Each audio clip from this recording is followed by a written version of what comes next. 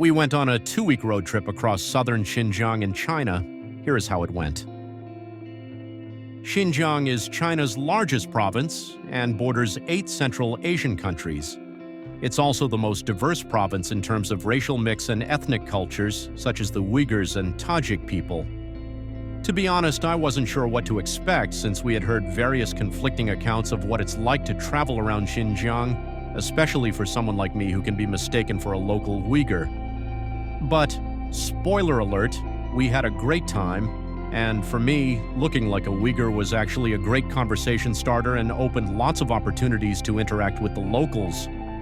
We were also encouraged by the fact that as foreigners, we were actually allowed to rent a car and drive around freely, but in order to do that, we needed to get a local temporary driver's license, for which we planned a full day in Urumqi, and we were glad we did. We started our trip by flying into Urumqi, the capital city of the province. The approach to the city had amazing views, although a bit hazy.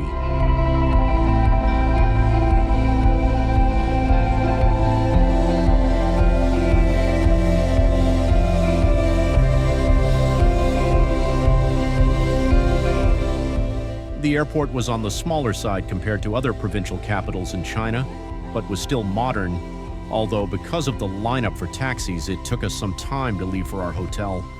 Once in the taxi, we made our way towards the hotel. Traffic was heavy but flowing, and it took us about 25 minutes to get to the hotel. We checked into the hotel, explored the suite they upgraded us to, did some quick unpacking, and since it was dinner time, we decided to look for a place to eat. Of course, since we were in Xinjiang, it was a no-brainer that we had to have Uyghur food, and ended up having dinner at a highly rated restaurant where we ordered some local specialties, and they were amazing, especially the naan. After going back to the hotel, we stopped by reception to ask for the residency letter we needed for the temporary driver's license the next day.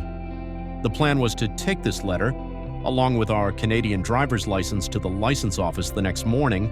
Then, once we got the license issued, would pick up the car, which was reserved for a 4 p.m. pickup.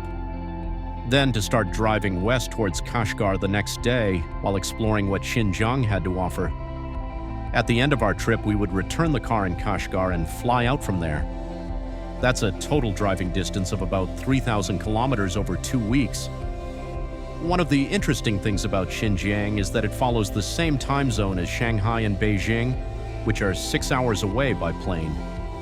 This means a later sunrise and sunset, and that very few businesses and official offices open before 10 a.m., but they do stay open till later.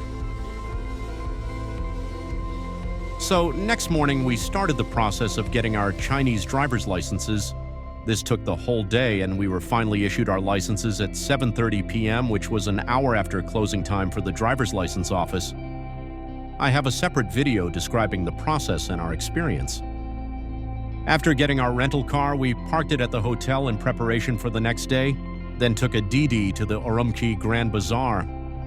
We initially wanted to also visit the museum, but because of the extra time it took to get the licenses, we could only do one place, which was the Grand Bazaar.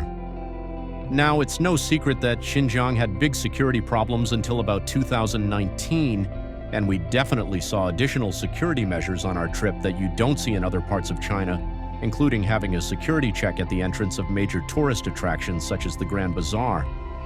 But these were never prohibitive and never took away from the experience. We walked around the Grand Bazaar for a couple of hours, exploring the shops and stalls and sampling different foods from the many food stalls and restaurants in the marketplace. Check out my other video on that visit to the Urumqi Grand Bazaar. After a long day, we returned to our hotel exhausted to the point where jet lag didn't seem to have an impact.